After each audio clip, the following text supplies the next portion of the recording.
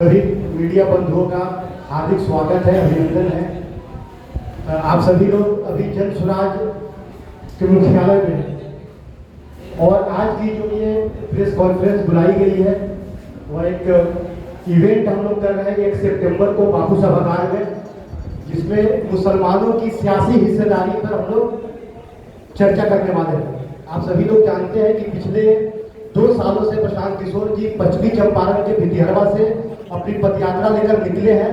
पश्चिमी चंपारण, पूर्वी चंपारण, गोपालगंज, सिवान, सारण, वैशाली, समस्तीपुर, सीतामढ़ी, दरभंगा, मधुबनी, बेगूसराय, खगड़िया, सुपौल और मधेपुरा होते हुए अभी सुपौल में है। इतने जिलों की पदयात्रा के बाद बहुत सारे जो प्रॉब्लम्स थे मुसलमानों को लेकर, खास तौर से क्योंकि 1 तारीख की जो मीटिंग है मुसलमानों को लेकर ही मीटिंग हो रही है, तो इस बीच में प्रशांत किशोर जी मुसलमानों के गांव गए। लगभग 6000 गांव गए, जिसमें 1000 से ज्यादा मुसलमानों का गांव था। वहां गए, वहां की जो बुनियादी समस्याएं थी उसको उन्होंने देखा और समझा।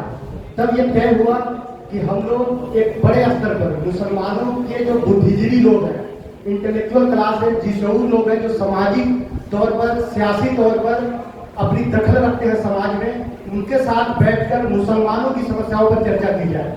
आप सभी लोग जानते हैं कि जनसुराज में लगातार ये बात कही जा रही है, प्रशांत किशोर जी लगातार ये बात कर रहे हैं कि हम जिसकी जितनी आबादी है उसकी हम उतनी भागीदारी संगठन में भी देंगे और जब टिकट का बंटवारा होगा उसमें भी हम देंगे, और जो सरकारी जो नीतियां होंगी, जो पॉलिसीज होंगे, उसमें आबादी के हिसाब से सारी चीजें तय की जाएंगी। इसी के सिलसिले में जनसुराज के साथ जो मुसलमान लोग जुड़े हुए हैं उन लोगों ने ये तय किया, ये कार्यक्रम 1 सितंबर का हो रहा है, ये जनसुराज का कार्यक्रम नहीं है, इसको बहुत ध्यान से सुनिएगा।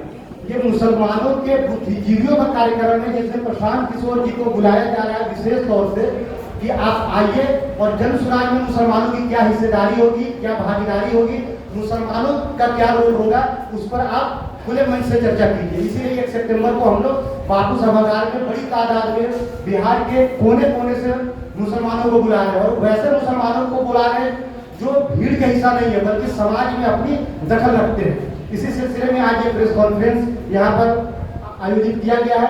सबसे पहले हमारे, आप देख रहे हैं कि हमारे दाहिनी तरफ मसीहुद्दीन साहब हैं, बड़े सोशल एक्टिविस्ट रहे हैं और ह्यूमन राइट्स को लेकर इन्होंने बड़ा काम किया है, लंबे टाइम से जनसुराज के साथ जुड़े हुए हैं। उनके बगल में आप देख रहे होंगे अफाक अहमद साहब है। अफाक अहमद साहब वो शख्सियत है जिन्हें बिहार में पहली बार 1952 में पहली बार आम चुनाव हुआ था। 1952 से लेकर आज तक बिहार में शिक्षक और स्नातक निर्वाचन क्षेत्र में जो विधान परिषद के लिए होता है, आज तक कोई मुसलमान निर्वाचित नहीं हुआ था, लेकिन जन स्वराज के समर्थन से अफाक साहब पहली बार निर्वाचित होकर आए और बिहार विधान परिषद के सदस्य है अफाक साहब। बगल में आप देख रहे हैं कि डॉक्टर मुनाजी हसन साहब है, ये किसी ताल्लुक के मोहताज नहीं है। डॉक्टर मुनाजी हसन साहब मुंगेर विधानसभा क्षेत्र को लंबे टाइम तक रिप्रेजेंट किया है। बलिया लोकसभा क्षेत्र जब हुआ करता था बेगूसराय का, वहां से सांसद रहे हैं और बिहार सरकार में कैबिनेट मंत्री रहे। कई महत्वपूर्ण विभागों में इन्होंने अपना योगदान दिया है। बगल में सदर इकबाल साहिबा साहित्यकार रही है, साहित्यकार है और जनसुराज के बातों को मीडिया के माध्यम से लोगों तक पहुंचा रही है और लंबे टाइम से जनसुराज के साथ जुड़ी हुई है। हमारे बगल में अबू अफान फारूकी साहब हैं। अबू अफान फारूकी साहब अलीगढ़ मुस्लिम यूनिवर्सिटी छात्र संघ के अध्यक्ष रहे हैं और लंबे टाइम से प्रशांत किशोर जी के साथ और जनसुराज के साथ जुड़े हुए हैं। मेरा नाम तारिक अहमद चंपारनी है और मैं जनसुराज के शुरुआती दिनों से हूँ, संस्थापक सदस्य हूँ। ये छोटा सा इंट्रोडक्शन था। अब मैं माइक हैंड ओवर करता हूँ मसीहुद्दीन साहब। हमारे माननीय सांसद महोदय, पूर्व सांसद महोदय मुनाजी साहब, अफाक साहब और अफान साहब का कारी साहब ने आपको परिचय करा दिया। सदर गोपालगंज पूरे बिहार में जो जन स्वराज की मुहिम चल रही है, अभियान चल रहा है, एक जन सैलाब है। हम लोग गाँव में रोजाना जा रहे हैं, कैंपों के माध्यम से, डोर टू डोर के माध्यम से, वाहनी के माध्यम से पूरे बिहार में एक माहौल बन रहा है, राजनीतिक परिवर्तन का माहौल, सियासी बदलाव, सियासी तब्दीली का एक इनकलाब बर्पा हो गया है। और उसमें बिहार की जो सबसे बड़ी आबादी है अक़लियती तबका, जिसकी आबादी 19% है, और हाल के दिनों में जो बिहार की जातीय जनगणना हुई उसमें 18% दिखाया गया, हमारे एक समाज का उसमें गणना नहीं हुआ। तो ये 18% जो आबादी जो सरकारी आंकड़े के अनुसार, वो भी उसमें भी बेचैनी है। उसमें जाता है 1990 से 86 पर जो कि प्रतिनिधित्व नहीं मिला है। भाजपा और दंगे का खौफ दिखा करके उनको 86 वोट बैंक बना के रखा गया है। अंगड़ाई ले रहा है मुस्लिम समाज, और उसी अंगड़ाई को हम मूर्त रूप देने के लिए हम बिहार के तमाम मुस्लिम समाज के बुद्धिजीवियों, शिक्षाविदों, सामाजिक कार्यकर्ताओं, जनप्रतिनिधियों, जो जिला परिषद के सदस्य हैं, जो पंचायत समिति के मुखिया के, उन सबों ने आग्रह किया है नए बिहार के प्रेरणा स्रोत जनाब प्रशांत किशोर साहब से कि वो हमारे सम्मेलन में 1 सितंबर को जो 12 बजे दिन में ऐतिहासिक गांधी मैदान के बापू सभागार में है, उसमें प्रशांत किशोर साहब को हम लोगों ने आमंत्रित किया है।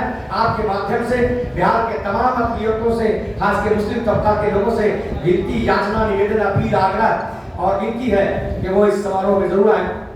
अब मैं अनुरोध करूंगा बिहार की उच्च सदन, बिहार विधान परिषद के सम्मानित सदस्य जो जन स्वराज और हमारे प्रेरणा स्रोत, हमारे चुना नेता सदैव प्रशांत किशोर जी की रणनीति से बिहार के उच्च सदन में उन्होंने खाता खोला है। मैं दावत सोखन दे रहा हूँ, माइक पर आमंत्रित कर रहा हूँ जनाब आफाक अहमद खान, मैं आफाक अहमद साहब को, जो MLC हैं, आफाक अहमद साहब।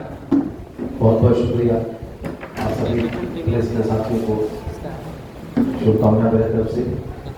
ये 1 सितंबर 2024 को जो बापू सभागार में है, वो अल्पसंख्यक समुदाय के दानिश्वर, बुद्धिजीवी जो लोग हैं, उनके साथ एक बैठक की जा रही है।